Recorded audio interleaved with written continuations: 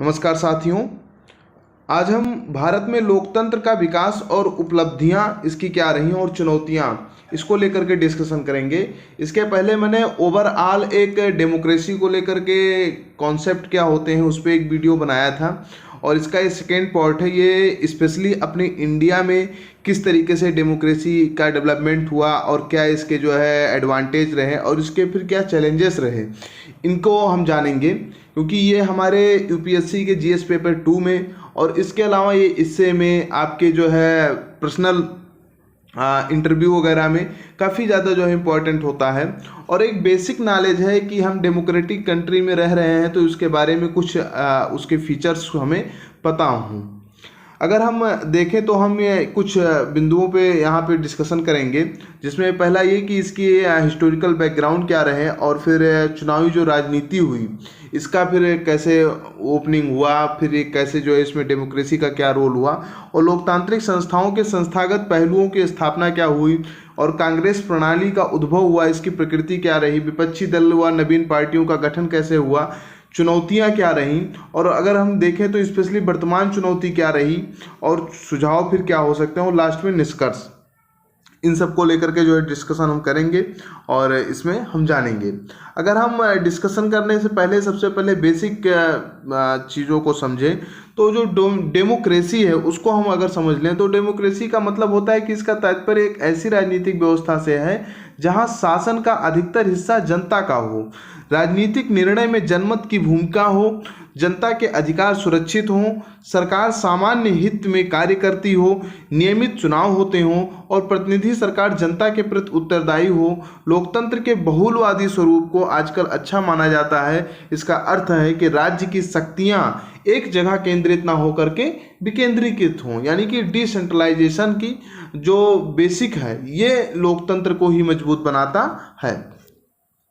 अगर हम इसकी ऐतिहासिक पृष्ठभूमि को समझने का प्रयास करें तो भारत में लोकतंत्र की ऐतिहासिक पृष्ठभूमि स्वतंत्रता आंदोलन के संदर्भ में ही देखी जा सकती है, जिसमें गांधी, नेहरू एवं पटेल के जो कार्यक्रम थे, जो उनके द्वारा रणनीतियां अपनाई गई, जो उन्होंने विभिन्न आंदोलनों के दौरान अपने कार्यक्रम को बनाया, जो अपने उन आंदोलनों का जिनको हिस्सा बनाया, जिन मूल्यों को उन्होंने माना, उनको ही लोकतंत्र का एक पहलू आप देख सकते हैं कि जैसे अहिंसा क्या है, एक लोकतंत्र का ही ये पहलू है कि लोकतांत्रिक देश में आज हिंसा की कोई जगह नहीं। हम कहते हैं कि लोकतंत्र में हिंसा की जगह नहीं है, आपसी बातचीत से किसी भी जो है समस्या का हल किया जा सकता है। तो गांधी का जो बेसिक मूल्य था आज भी हम लोग इसको मानते हैं कि अहिंसा, नॉन वायलेंस। इसके अलावा नेहरू के अगर आप देखें तो सबको मिलजुल कर, सबको साथ लेकर के चलने वाली जो विचारधारा थी, एक सोशलिस्ट विचारधारा, ये नेहरू जी में देखी जा रही। पटेल की अगर आप विचारधारा पे गौर करें तो एक मजबूत राष्ट्र, एक मजबूत संघ सब विविधता को समेटते हुए कैसे बनाया जा सकता है, ये पटेल की विचारधारा में हमें देखने को मिलता है। और इन सब चीज़ों की अगर हम देखें तो जो भारत को ब्रिटिश से आज़ादी मिली थी वो भी एक लोकतंत्र की ही जीत थी। वो इस प्रकार थी कि हमारे यहाँ जब ब्रिटिश से हमको आज़ादी कैसे मिली, जब पूरा देश, पूरे हमारे महान जो नेता थे उस समय, उन्होंने अपना जो है आंदोलन किया, अपने प्राण की न्यौछावर की कि देश हमारा स्वतंत्र हो, ताकि हम लोग अपनी स्वतंत्रता से अपना विकास कर सकें। तो ये क्या था, ये लोकतंत्र की जीत थी। लोगों को ने मिल करके एक तरीके से ब्रिटिश शासन के खिलाफ अपनी आवाज़ बुलंद किया और जो है देश को आज़ादी दिलाया। और क्योंकि ये जो है संपूर्ण जनता का इसमें भागीदारी थी। आज़ादी के बाद भारत में लोकतंत्र का चयन किया गया, जो कि अत्यंत चुनौतीपूर्ण था। और क्योंकि प्रॉब्लम क्या था, क्योंकि हमारे यहाँ विशाल जनसंख्या थी, गरीबी थी, अशिक्षा था, जाति वाली जो हमारे यहाँ संरचनाएं हैं वो बनी हुई थी, धार्मिक, परंपरागत, सामाजिक, राजनीतिक जीवन था। तो इस तरीके से जो विश्व के अन्य देश थे वो हमारी बड़ी क्रिटिसाइज करते थे। मतलब उनको लगता था कि इंडिया में डेमोक्रेसी एज ए जोक, मतलब वो मजाक है कि इंडिया में और डेमोक्रेसी सक्सेस हो पाएगा, इतनी पॉपुलेटेड कंट्री, इतना वहाँ पे जो है जो है अनएजुकेटेड पीपुल रहते हैं, वहाँ पे और डेमोक्रेसी कैसे लागू होगा। हालांकि ये हमारी अपनी उपलब्धि ही रही, हमारे देश के व्यक्तियों की वो सत्यनिष्ठा, वो इंटीग्रिटी ही रही कि आज भी हमारे यहाँ लोकतंत्र एक अच्छे मॉडल के रूप में माना जाता है। देश में जब आज़ादी हुआ तो उसके बाद क्या हुआ कि लोकतांत्रिक संस्थाओं की स्थापना हुई। इसमें सबसे पहले जो महत्वपूर्ण था 1950 में, जनवरी 1950 में निर्वाचन आयोग की स्थापना की गई। और सिर्फ इसे स्थापना नहीं किया गया बल्कि हमारे संविधान में इसको जगह दी गई। अनुच्छेद 324 में आप देखते हैं कि निर्वाचन आयोग के बारे में बाकायदा पूरा प्रावधान किया गया 324 से लेकर के 329-30 तक। और Sukumar Sen, as a fact आप इसको ध्यान रख सकते हैं, पूछा जा सकता है कि पहले निर्वाचन आयुक्त कौन थे, तो सुकुमार सेन जो थे वो हमारे पहले निर्वाचन आयुक्त थे। और निर्वाचन आयुक्त की जो बॉडी थी इसमें काफ़ी चेंजेस भी हुए। पहले ये 1 मेंबर बॉडी थी, फिर 18 के जो है पीरियड में क्या हुआ कि 3 पर्सन बॉडी हो गई, फिर ये 1 पर्सन बॉडी हुई, और फिर लास्ट में 93 के आसपास ये 3 पर्सन बॉडी हो गई। और अभी भी स्टिल वही चली आ रही, 3 पर्सन बॉडी है इसमें। और सार्वभौमिक मताधिकार अपनाया गया। एक तरफ हम देखते हैं कि जहाँ ब्रिटिश शासन था कुछ लिमिटेड, कुछ सिलेक्टेड व्यक्तियों को ही जो है वोट का राइट था, लेकिन जब हमारा देश आज़ाद हुआ तो सबको जो है दिया गया। और 40 लाख से अधिक महिलाओं ने अपने जो नाम था उनको मतलब अपने नाम के बजाय किसी परिवार, अपने जो है पिता या फिर पत्नी के रूप में दर्ज कराया। हालांकि इसको लेकर के थोड़ी सी आपत्ति हुई, क्योंकि ये मतलब एक तरीके से पिछड़ापन दिखाता था कि महिलाएं अपनी खुद की आइडेंटिटी नहीं बना पा रही थी, वो अपने आप को किसी की बेटी या किसी की जो है पत्नी के रूप में प्रस्तुत कर रही थी। जबकि होना क्या चाहिए, महिला की भी खुद की एक आइडेंटिटी होनी चाहिए कि जिस तरीके से पुरुष की एक आइडेंटिटी हो सकती है उस तरीके से महिला की भी हो। और 17 करोड़ उस समय हमारे यहाँ पहले मतदाता थे जिन्होंने 489 पार्लियामेंट मेंबर चुने और जो है 3200 विधायकों को उन्होंने चुना, जिसमें लोग 15% लोग साक्षर थे। उस समय साक्षरता रेट हमारे यहाँ काफ़ी कम था। एक ये सबसे इम्पॉर्टेंट लाइन है, मुझे लगा कि ये बता देना बहुत ज़रूरी है, क्योंकि मैं आज के 3-4 साल पहले इनकी एक बुक पढ़ रहा था। उस बुक के स्टार्टिंग में ही इनकी ये लाइन लिखी हुई है। ये पश्चिमी विचारक हैं वॉल्टेयर। इन्होंने कहा था कि मैं आपकी बात से असहमत हो सकता हूँ, किंतु मैं मरते दम तक आपके बोलने के अधिकार की रक्षा करूँगा। यदि आप बहुत गहन और विचार करेंगे, बहुत नज़दीकी से इन बातों को समझने का प्रयास करेंगे, तो आप पाएंगे कि लोकतंत्र का बेसिक सिद्धांत, लोकतंत्र जो है वो इन्हीं जो है 2 लाइनों पे टिका हुआ है कि मैं आपकी बात से बिल्कुल डिसएग्री कर सकता हूँ, बट मैं आपके बोलने के अधिकार, जो राइट टू स्पीक है, उसकी हमेशा रक्षा करूँगा, उसको हमेशा प्रोटेक्ट करूँगा, हमेशा जो है उसको आपको मैं जो है सुरक्षा दूंगा। ये अपने आप में सबसे बड़ी चीज़ है, यही लोकतंत्र को मजबूत बनाता है। अगर हम इसी तरीके से लोकतंत्र के और पहलू, जो स्वतंत्रता, समानता है, स्वतंत्रता को देखना चाहें, लिबर्टी क्या है, तो लिबर्टी इसका आशय एक ऐसे परिवेश से है जहाँ किसी व्यक्ति को अपनी भौतिक नैतिक उन्नति करने का पूर्ण अवसर मिलता है, जहाँ स्वतंत्रता को व्यक्तित्व विकास का अवसर भी माना जाता है। हर समाज स्वतंत्रता के बुनियादी अधिकार को कायम रखने के लिए कुछ नियम बनाता है ताकि एक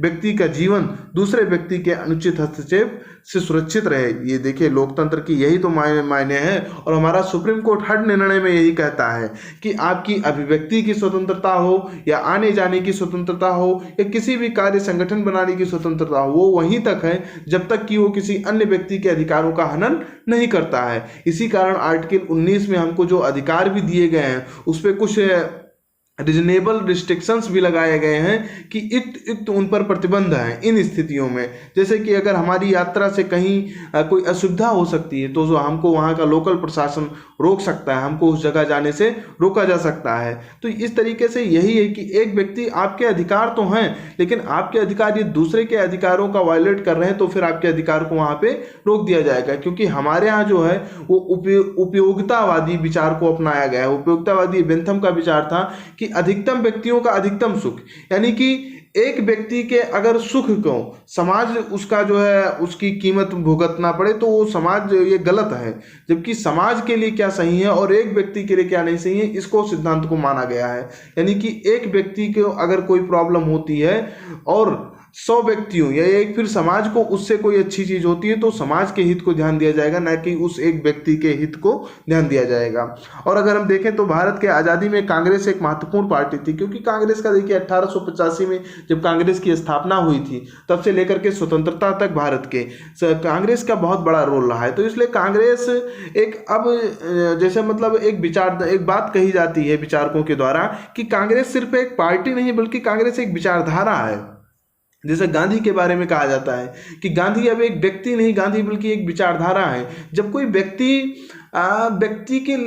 के लेवल से ऊपर उठ जाता है, जब आपके विचार ही मायने हो जाते हैं, तो वहां पे फिर आप व्यक्ति के रूप में कम, आप विचार के रूप में ज़्यादा माने जाने लगते हैं। तो यही चीज़ था जो है। और उस समय क्या हुआ था कि जो लगातार 4 आम चुनाव हुए थे, 52 में हुआ, फिर 57 में हुआ, फिर 62 में हुआ, फिर 67 में हुआ। तो इसमें लगातार कांग्रेस जो जीत रही थी और शुरुआत में देश में एक ही पार्टी का प्रभुत्व देखने को मिला, जो कि दुनिया के कई देशों में देखने को मिलता है, लेकिन भारत में लोकतांत्रिक मूल्यों के आधार पर शासन हो रहा था। देखिए, आप देखेंगे इधर म्यांमार देख लीजिए, या फिर आप चीन देख लीजिए, अन्य कई देश देख लीजिए, तो वहां पर एक वन पार्टी सिस्टम है। बट वन पार्टी सिस्टम था, बट उनके यहाँ कॉन्स्टिट्यूशनली है। हमारे यहाँ तो वन पार्टी थी, लेकिन हमारे यहाँ और पार्टियों का उदय नहीं हुआ। हालांकि वन पार्टी भी थी, लेकिन उसके लिए इलेक्शन होता था, उसके लिए पूरी प्रक्रियाओं को पालन किया जाता था, तभी सरकार का गठन होता था। कांग्रेस के प्रमुख नेता नेहरू और पटेल का जनता के बीच में काफी महत्व था, और अखंड भारत के निर्माण में पटेल का महत्वपूर्ण योगदान था। हम जानते हैं कि पटेल का भारत के 565 रियासतों के एकीकरण में किस तरीके से भूमिका रही है। जिस तरीके से हम बिस्मार्क को देखते हैं विश्व इतिहास में, उस तरीके से भारत के इतिहास में पटेल को देखते हैं। इनकी भूमिका इसलिए और महत्वपूर्ण है क्योंकि इन्होंने बिना किसी हिंसा, बिना किसी आंदोलन के इन 565 रियासतों को भारत में मिलाया और एक अखंड भारत का निर्माण किया। कांग्रेस ने शुरुआत में सर्व समावेशी रुख अपनाया, और कांग्रेस में प्रत्येक विचारधारा के लोग शामिल थे। जो मैंने ऊपर बात कही कि कांग्रेस या नेहरू की विचारधारा थी, उसमें क्या कांग्रेस वगैरह में ऐसा नहीं कि किसी व्यक्ति की आलोचना की जाती, उसमें हर व्यक्ति के, हर तरीके के लोग, हर विचारधारा के लोग शामिल थे। और यही होना चाहिए लोकतंत्र में। सिर्फ देश में लोकतंत्र ना हो, बल्कि आपकी राजनीतिक पार्टी हो उसमें भी लोकतंत्र हो, उसमें भी हर व्यक्ति को अपनी बात रखने की इजाजत हो। हालांकि ये बात अपने आप में बड़ा विचार का प्रश्न है कि अब कांग्रेस में ये कितना लागू है, या फिर अन्य पार्टियों में किस हद तक इस व्यवस्था को बनाए रखा गया है। यह अत्यंत विचार का प्रश्न है। विपक्षी दलों द्वारा निरंतर कांग्रेस की आलोचना की जा रही थी। जब विपक्षी दलों का उदय हुआ, कैसे मतलब इनका उदय हुआ, तो इसमें बताया गया है कि विपक्षी दल जो होते हैं, जैसे अभी आप देखिए तो लगातार अब इस समय भारतीय जनता पार्टी की सरकार, एनडीए गवर्नमेंट है, तो कांग्रेस क्या कर रही है, उनकी आलोचना करती रहती, क्योंकि यही लोकतंत्र में मजबूत बनाता है कि सरकार अच्छा करे बुरा करे, आप आलोचना करते रहे नहीं इसमें, क्योंकि इसी से सुधार की एक प्रक्रिया आती है। 1934 में ही कांग्रेस सोशलिस्ट पार्टी का गठन हुआ था। इसके प्रमुख नेता थे जयप्रकाश नारायण, राम मनोहर लोहिया जैसे नेता थे। 1952 में फिर ये पार्टी इससे अलग हो गई और प्रजा सोशलिस्ट पार्टी बन गई। और समकालीन भारत में अब हम देखते हैं कि जैसे उत्तर प्रदेश में अखिलेश यादव की समाजवादी पार्टी है, जनता सोशलिस्ट दल है, ये बिहार में जेडीयू वगैरह, ये सब इन्हीं के पार्ट हैं। दक्षिण भारत में भी कई पार्टियों का गठन हुआ। 1951 में ही भारतीय जनसंघ की स्थापना डॉक्टर श्यामा प्रसाद मुखर्जी जी ने की। इनका उद्देश्य क्या था, जो इन्होंने 1951 में जनसंघ की स्थापना की, एक देश एक संस्कृति और एक राष्ट्र के विचार पर जोर दिया। और वर्तमान में भारतीय जनता पार्टी ही वो बीजीएस यानी कि भारतीय जनसंघ की विचारधारा का ही प्रतिनिधित्व करते। देखते नहीं कि बीजेपी की विचारधारा ही क्या है, एक राष्ट्र, एक संस्कृति, एक सब कुछ, मतलब एक वो एकीकरण के उस विचारधारा पर बल देते हैं। इसके साथ ही कम्युनिस्ट पार्टी का भी भारत में व्यापक प्रभाव बढ़ा। आज भी इनके समर्थक हमको दिखते हैं, सीताराम येचुरी वगैरह क्या है, ये कम्युनिस्ट पार्टी के अच्छे नेता माने जाते हैं। पश्चिम बंगाल, केरल और त्रिपुरा में देखी जा सकती है। विश्व की ऐसी पहली कोई लोकतांत्रिक प्रक्रिया से चुनी हुई कम्युनिस्ट सरकार थी जो केरल में बनी थी। ये बहुत ही इंपॉर्टेंट बात है। और इसके नेता अगर हम देखें तो जो पी सुंदरैया हैं, ए के गोपालन है। स्वतंत्र पार्टी का भी गठन हुआ 1959 में। इसके प्रमुख नेता थे सिराज गोपालाचारी, के एम मुंशी आदि। अगर हम देखें कि पहले आम चुनाव में कांग्रेस के अलावा सोशलिस्ट पार्टी, किसान मजदूर पार्टी, जनसंघ, इन सब ने भी भाग लिया था। और पहले चुनाव में कांग्रेस ने 364 सीटें जीती और 45% मत प्राप्त किया। हालांकि एक मजबूत विपक्ष का अभाव होना कांग्रेस की विजय का कारण था। देखिए, विजय कांग्रेस का हुआ तो इसके पीछे ये भी रीजन था कि उस समय हमारे यहाँ कोई अन्य पार्टियां नहीं थी, कोई मजबूत दल नहीं था। ये भी एक बहुत बड़ा पॉइंट था। 1957 के चुनाव में कांग्रेस सबसे बड़ी पार्टी बनकर उभरी और केरल में कम्युनिस्ट पार्टी बनी, जो विश्व में में मैंने बताया कि सबसे मतलब लोकतांत्रिक तरीके से चुनी हुई सरकार थी। गैर कांग्रेसी व्यक्तियों में अगर हम देखें तो जैसे अम्बेडकर थे, श्यामा प्रसाद मुखर्जी थे, इनको भी जो है कैबिनेट में जगह दी गई। इसीलिए कांग्रेस को कहा जाता है कि उस सर्वसमावेशी विचारधारा की थी, उसमें सभी लोगों को शामिल किया जाता था, मान्यता दी जाती थी। राजनीतिक विचारक हैं एक रजनी कोठारी, अगर आप पॉलिटिकल साइंस के स्टूडेंट होंगे तो आपको पता होगा। तो उन्होंने इस जो पूरी व्यवस्था थी, ये पूरा एक दौर था, इसको कांग्रेस प्रणाली ही कहा।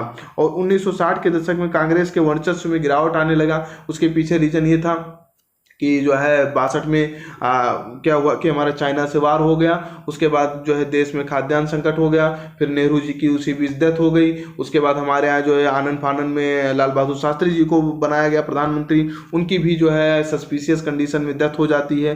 तो इन सब से जब देश का प्रमुख नेता ही मर जाता है तो इससे बहुत बड़ी समस्या हो जाती है, मतलब उनकी डेथ हो जाती है। ये देश के लिए राष्ट्रीय शोक का एक विषय हो जाता है कि ऐसे कैसे लगता है, देश के समझ बड़ी चुनौती आ गई, खाद्यान्न संकट आ गया। लाल बहादुर शास्त्री जी ने कहा कि मतलब अब हमको हफ्ते में एक दिन जो है व्रत फास्ट रहना चाहिए, ताकि जो एक दिन का भोजन वो अन्य लोगों तक पहुंच सके जो जिन तक भोजन की पहुंच नहीं है, जिन तक अनाज की पहुंच नहीं है।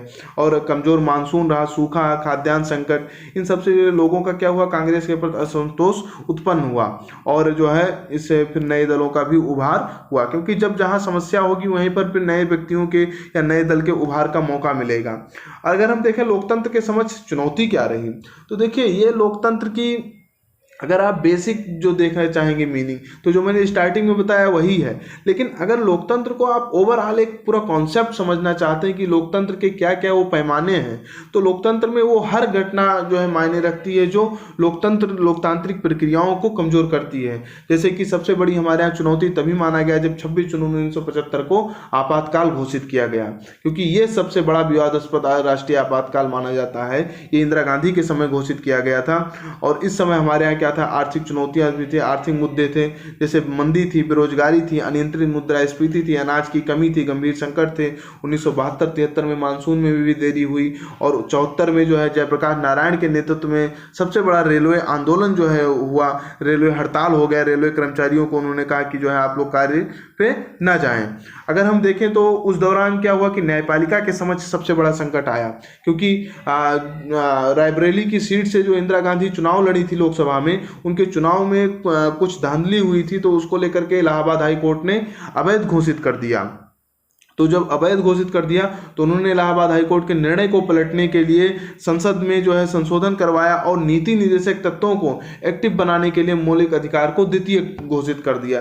यानी कि सबसे महत्वपूर्ण डीपीएसपी हो जाएंगे और न कि जो है फंडामेंटल राइट। और इसी चीज को जो है बाद में सुप्रीम कोर्ट ने अपने निर्णय में केशवानंद भारतीवाद में बेसिक स्ट्रक्चर का जो है फिनोमिना दिया, बेसिक स्ट्रक्चर का जो है संकल्पना दिया कि आप सब कुछ बदल सकते हैं, आप पार्लियामेंट है, आपको पावर है संविधान संशोधन की, लेकिन आप आधारभूत ढांचे को नहीं बदल सकते। आधारभूत ढांचा क्या है ये तो स्पष्ट नहीं है। ये जो है सुप्रीम कोर्ट ने कहा कि हम समय समय पर बताएंगे, लेकिन लोकतंत्र के या फिर इस देश के कुछ बेसिक सिद्धांत जैसे स्वतंत्रता, समानता, बोलने का अधिकार, व्यक्ति की आजादी, ये सब क्या है, ये जो है लोकतंत्र के ही बेसिक सिद्धांत हैं। अगर इनका क्षरण किया जा रहा है तो फिर माना जाएगा कि लोकतंत्र नहीं रहा और फिर एक नए देश, एक फिर नए संविधान की जरूरत होगी। और इंदिरा गांधी ने क्या किया, उस समय की जो है 3 वरिष्ठ न्यायाधीश थे उनको दरकिनार करते हुए एएन रे, जो कि ऐसा कहा जाता है कि उन्होंने उनके जो निर्णय थे वो मतलब तत्कालीन सरकार के पक्ष में ज़्यादा रहे थे, तो इसलिए उनको जो है मुख्य न्यायाधीश बनाया गया। बाद में इलाहाबाद हाई कोर्ट और सर्वोच्च न्यायालय के जो आदेश थे जयप्रकाश नारायण के नेतृत्व में सभी राजनीतिक दलों ने क्या किया कि इंदिरा गांधी से इस्तीफा मांगा कि अब आप सरकार के मतलब पद पे नहीं रह सकती, क्योंकि जब इलाहाबाद हाई कोर्ट ने घोषित कर दिया कि आपका चुनाव अवैध है, तो यानी कि आप फिर नेता कहाँ रहे, तो आप पार्टी से हटिए।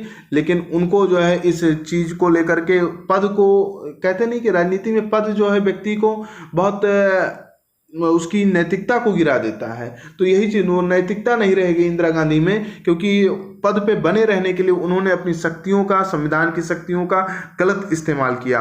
और उन्होंने क्या किया कि इन सब व्यक्तियों को जो है गिरफ्तार कर लिया। 26 जून 1975 को आपातकाल लागू कर दिया और जो आंतरिक अशांति के आधार पर इसे लागू किया गया, और इसके साथ ही मौलिक अधिकार वगैरह और प्रेस पर प्रतिबंध लगा दिया गया। और सरकार ने बड़े पैमाने पर निवारक निरोध के तहत इन सब व्यक्तियों को, जयप्रकाश नारायण, मतलब कहा जाता है कि उस समय 1.5 लाख व्यक्ति तक जो है गिरफ्तार किए गए। और इस समय जो है मूवमेंट चला, इसको जेपी मूवमेंट कहा गया। इसमें छात्र व फिर अन्य लोगों ने भाग लिया था। अगर हम देखें प्रमुख आंदोलन देश में क्या हुए, उनका क्या नकारात्मक प्रभाव रहा, तो देखिए लोकतंत्र में कहा जाए, अभी आप देखिए कुछ दिनों पहले इराक में वहाँ के यूथ ने सरकार के अगेंस्ट जो है विरोध शुरू कर दिया। ब्राजील में देखिए अभी जो है कोरोना पेंडेमिक चल रही है, इसके बाद जो है सिचुएशन आई है। अभी मैं पढ़ रहा था यूएनओ की एक रिपोर्ट की, अफ्रीका के कई ऐसे देश हैं जहाँ पर लड़कियां जो पढ़ाई करती थीं, वो इस कोविड-19 के दौरान जब स्कूल कॉलेज बंद हो गए तो उनके पास प्रॉब्लम हो गई, उनके घर के खर्चे नहीं चल पा रहे थे, इसलिए उनको प्रोस्टिट्यूशन में जो है भेज दिया गया, वो मजबूर हो गई। ये यूनिसेफ ने अपनी रिपोर्ट में भी कहा है। और नकारात्मक अगर हम देखें प्रभाव क्या हुआ, तो जो 1960 के ही दशक में पश्चिम बंगाल में नक्सलियों का आंदोलन शुरू हुआ, नक्सलवाड़ी क्षेत्र से, ये सबसे बड़ा जो है एक चुनौती माना जाता है कि लोकतंत्र में ऐसी क्या समस्या हुई, ऐसे क्या फेलियर हुए कि किसी व्यक्ति को बंदूक उठाने पे मजबूर कर दिया गया। क्योंकि ये सब तो लोकतंत्र में नहीं हो सकता, ये कम्युनिस्ट वाले शासन में होता है, ये मार्क्सवादी शासन में होता है, लोकतांत्रिक शासन में नहीं होता है कि कोई व्यक्ति बंदूक के बल पे जो है शासन चलाने की वो करे, कार्य करे। और यही हुआ कि नक्सली जो आंदोलन शुरू हुआ, आज भी हमारे देश में चल रहा है। चरमपंथी संगठनों का जो है उदय हुआ, सांप्रदायिकता का विकास उसी समय देखा गया 1975-80 के बाद। और यह हमारे लोकतंत्र के समझ सबसे बड़ी चुनौती थी, क्योंकि जहाँ पे विविध भाषा भाषी के लोग रहते हैं, धर्म से लोग रहते हैं, अगर वहाँ पे आप संप्रदाय को हवा दे दिए तो ये फिर उसको कंट्रोल कर पाना बहुत मुश्किल होती है। जैसे कि 1990 के दशक में था तो ये पहले से, लेकिन 90 के दशक में जब अयोध्या विवाद ज़्यादा जो है बढ़ गया और अयोध्या ने पूरे आंतरिक सुरक्षा के समझ चुनौती प्रस्तुत कर दी, देश में दो धर्म के लोगों को अलग कर दिया, हिंदू और मुस्लिम के बीच में हजारों लोग जो है दंगे में मारे गए, उस समय दंगा हुआ। इसके पहले जो है 1984 में सिख विरोधी दंगे हुए, पंजाब में ऑपरेशन ब्लू स्टार चलाया गया। इससे सिख के जो व्यक्ति थे उनका जो है हमारे देश के प्रति मतलब आस्था नहीं रहा, उनको जो है अपने ही देश में अनसिक्योर वो फील करने लगे। और इस दौरान क्या हुआ कि उन्होंने खालिस्तान की मांग भी की। तो इस तरीके से कुछ काम हुए। फिर 2002 में हम देखते हैं कि गुजरात में दंगे हो रहे हैं, मुस्लिम विरोधी जो दंगे हुए, इन सब से क्या हुआ कि सांप्रदायिकता का विकास हुआ। और लगातार आज भी आप देख रहे हैं कि भारत में अराजक या रेडिकल विचारधारा का प्रभाव ज़्यादा बढ़ रहा है। अभी 2 साल पहले ISIS ने कहा था कि वो जो है ISI ने कि इंडिया के कुछ ऐसे रीजन्स हैं, कुछ ऐसे राज्य हैं जहां पर उसने अपने एजेंट बना लिए हैं। और इस बात की पुष्टि भी होती क्योंकि हमारी सुरक्षा एजेंसियों ने कई राज्यों से ISI के एजेंट भी गिरफ्तार किए हैं। सांप्रदायिक दंगे आज भी हमारे देश में हो रहे हैं, इनके रूप बदल चुके हैं। अभी आप देखिए कुछ 5-7 महीने पहले दिल्ली में दंगा हुआ, दिल्ली जैसा जो है डेवलप सिटी, यहाँ पर जो है दंगे हो जा रहे हैं। और इसके अलावा लोकतंत्र सूचकांक जो कि इकोनॉमिस्ट इंटेलिजेंस के द्वारा जारी किया जाता है, इसमें भारत का लगातार रैंक गिर रहा है। हमको जो है दोषपूर्ण लोकतंत्र की जो है उसमें श्रेणी में रखा गया है। हाल के समय में साथ ही क्या हुआ कि बेरोजगारी और महंगाई अपने चरम स्तर पर बढ़ रही है। देखिए जब जब असंतोष उभरेगा तो ये लोकतंत्र के समझ चुनौती ही होगी। जब आपका यूथ है वो अगर सरकार के नीतियों, सरकार के निर्णयों से असहमत हो रहा है, हम एग्जाम्स देते हैं, रिजल्ट 2-2 साल हो जाता है, आता ही नहीं है, तो इन सब तरीके की जो प्रॉब्लम हो रहे हैं, यह एक सबसे बड़ी चुनौती है। और हाल के वर्षों में अगर आप देखिए तो सरकार के उन निर्णयों से, देखिए लोकतंत्र में ये कहा जाता है कि लोकतंत्र वही सबसे अच्छा है जहां पर सरकार को लोगों को नियंत्रित करने के लिए कम से कम जो है ताकत का, कम से कम फोर्स का इस्तेमाल करना पड़ रहा हो, यही लोकतंत्र है। लेकिन ये हमारे यहाँ नहीं है। जैसे देखिए कि हाल के समय में किस तरीके से लोगों ने CA सिटीजन अमेंडमेंट जो बिल था, NRC था, NPR था, इसको लेकर के कितना विरोध प्रदर्शन किया है। दिल्ली में जो है शाहीन बाग वगैरह कितना जो है हाईलाइट हुआ। और हिंसात्मक गतिविधियां जो है काफ़ी हुई इसको लेकर के उत्तर प्रदेश में, कई मतलब पूरे राज्य में देखी गई, अब ओवरऑल मतलब पूरे कंट्री में देखी गई कि कई जगह हिंसात्मक गतिविधियां हुई। इसके साथ ये भी देखा जा रहा है कि आज हमारे समय में जब सरकारें एक खास विचारधारा से प्रेरित होकर कार्य कर रही हैं, असहमति अगर आप सरकार के निर्णयों से रखते हैं तो वो जो है क्या करते हैं कि आपकी आवाज़ को दबाने की कोशिश की जा रही है। मीडिया जो है हमारे वहाँ न्यूट्रल नहीं, मीडिया बटी हुई नजर आ रही है। अभी आप देखिए कुछ दिनों पहले सुशांत सिंह राजपूत का केस हुआ था, इसमें किस तरीके से मीडिया ने क्या किया। मैं कह रहा हूं कि व्यक्ति के साथ गलत हुआ तो मीडिया उसका आवाज बने, लेकिन ऐसा ना करे कि मीडिया अपने ही अस्तित्व को जो है खो दे, अपने ही उन मूल सिद्धांतों को खो दे जिसके लिए मीडिया बनी थी। चुनाव आयोग पर विपक्षी दलों द्वारा आरोप लगाया जा रहा है, ईवीएम को लेकर के जो है संदेह जताए जाते हैं, फेक न्यूज, सोशल मीडिया पर तथ्यविहीन जो है खबरों को पोस्ट किया जाता है कि सरकार ने ऐसा किया, सरकार ने इस वर्ग को ज़्यादा प्रोटेक्ट किया, उनके लिए ऐसी नीतियां बनाई। इन सब जो बातें हैं या इन सब जो तरीके से तथ्यविहीन बातें की जाती हैं, इन सब से क्या होता है कि हमारी जो जनता है जो बहुत ज़्यादा मतलब वो डेप्थ तक नहीं जा पाते हैं, वो तुरंत अपना परसेप्शन बना लेते हैं। तो इससे क्या होता है कि प्रॉब्लम आ जाती है। और कोरोना वायरस के संक्रमण को रोकने के लिए सरकार ने जब लॉकडाउन किया तो इसको लेकर के काफ़ी जो है प्रॉब्लम हुई, क्योंकि ये कई जगह जो है देखा गया कि पुलिस ने जो है अपनी शक्तियों का, अपने पावर का गलत इस्तेमाल किया। लोक और आलोचना करना ही लोकतंत्र का आधारभूत ढांचा है। लोकतंत्र में ये हमेशा जानिएगा कि आलोचना, क्रिटिसाइज करने का अधिकार सबको है। हमारा सुप्रीम कोर्ट प्रत्येक निर्णय में यही कहता है। अभी उत्तर प्रदेश सरकार द्वारा जब कई लोगों को राजद्रोह आईपीसी के सेक्शन 124A के तहत गिरफ्तार किया गया था, सीए के विरुद्ध जब आंदोलन कर रहे थे, तो उसमें इलाहाबाद हाई कोर्ट ने और सुप्रीम कोर्ट ने भी कई अपने निर्णयों में कहा। इवन इसके पहले कन्हैया कुमार केस में भी कहा था कि आलोचना करना लोकतंत्र का बेसिक सिद्धांत है। आप उससे जो है ये नहीं हो सकते कि आलोचना इन्होंने किया इसलिए इनको जो है जेल के अंदर डाल दिया जाए। आप ये नहीं कर सकते। आलोचना करने की जो है सबको आज़ादी है भाई, अभिव्यक्ति की आज़ादी है। हम आपकी नीतियों से असहमत हो सकते हैं कि सरकार ऐसा कर रही, मुझे नहीं लगता कि ये अच्छा है, तो ये हमारा अपना एक विचारधारा है, लेकिन इसका ये मतलब तो नहीं कि आप हमको जो है जेल में डाल दें। और असहमति को विरोध भी नहीं समझा जाना चाहिए। देखिए आप असहमत हो, परिवार में हैं, हम परिवार में आप देखते हैं कि अगर उनके कई मेंबर्स हैं तो उसमें असहमति होती है, तो क्या असहमति होने का ये मतलब कि हम परिवार को छोड़ देते हैं? बिल्कुल नहीं छोड़ते। मैं एक बेसिक सी बात होनी चाहिए कि मतभेद होना जरूरी है, लेकिन मनभेद नहीं होना चाहिए। लोकतंत्र तब तक ही लोकतंत्र रहता है जब तक कि लोकतांत्रिक प्रक्रियाओं का पालन किया जाता है। ये अपने आप को हम लोग जो है थैंक यू बोलें गॉड्स को कि हम उन कंट्री में जन्म नहीं लिए कि सीरिया, अफगानिस्तान, जहाँ देखिए कि जहाँ आप थोड़ा सा भी असहमति रखते हैं तो वहाँ पे आपको तुरंत जो है जान से मार दिया जाता है। हम इंडिया में, हमारे यहाँ बात रखने का अधिकार है, हम अपनी असहमति है तो उसको भी व्यक्त कर सकते हैं, विभिन्न माध्यमों से पोस्ट कर सकते हैं। और लोकतंत्र के आधारभूत सिद्धांतों में विरोध, प्रदर्शन, असहमति, अभिव्यक्ति की आज़ादी को बनाए रखा जाए। हालांकि इसके साथ कुछ संतुलन भी हैं, उनको जो है बनाए रखना भी जरूरी है। अगर हम निष्कर्ष देखें तो निष्कर्ष है कि लोकतंत्र सिर्फ एक शासन प्रणाली नहीं है, बल्कि यह एक मानव जीवन के आधारभूत सुविधाओं में से एक है। देखिए लोकतांत्रिक प्रक्रियाएं आज ऐसी माध्यम बन गई कि हम सिर्फ देश के लेवल पे ही नहीं, बल्कि अगर देखिए जिनका एक अच्छा परिवार है, हमारे यहाँ परिवार में मैं देखता हूँ कि हमारे फैमिली में भी लोकतांत्रिक प्रक्रियाओं का पालन किया जाता है। एक तरीके से कि सबको बात रखने की, छोटा है तो उसको भी बोलने की आज़ादी, बड़ा है तो उसको भी बात रखने की आज़ादी हो, वो भी अपना बात रखे। आखिर वो फैमिली में नहीं कहेगा तो फिर किससे कह पाएगा? और एक बात हमेशा ध्यान रखना चाहिए कि अगर आप बात बोलने से या फिर किसी के बोलने से अगर आप उसको रोक रहे हैं तो फिर ये मतलब आपके समझ ही सबसे बड़ी चुनौती प्रस्तुत हो सकती है। और नागरिक को अधिकतम अधिकार देना और न्यूनतम सरकार, यानी कि जो है जो कॉन्स्टिट्यूशनल गवर्नमेंट होती है वो मिनिमम गवर्नमेंट के सिद्धांत पे काम करती है, इस पर क्या जो है चलना चाहिए। तो फ्रेंड्स आज के इस डिस्कशन में इतना ही। आपको ये वीडियो कैसा लगा अपने कमेंट के माध्यम से बताइए। And thank you for watch. Please like, share and subscribe.